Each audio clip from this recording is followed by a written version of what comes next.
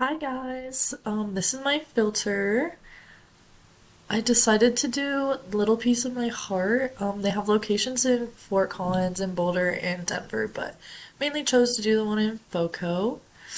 I thought this filter was super extra and colorful. It's just the logo from Little Piece of My Heart.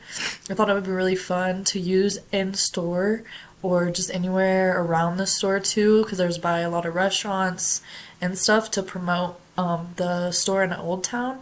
And I know it's a really well liked store. It's just very hippie and appeals to the demographic of Fort Collins people. So I just thought would like the filter since a lot of people love the company and it just represents their brand and it has all their little logos on it. And then, yeah, it just incorporates your face into it too. So I thought that was really cool and I thought it would be perfect for a Little Piece of My Heart and FOCO.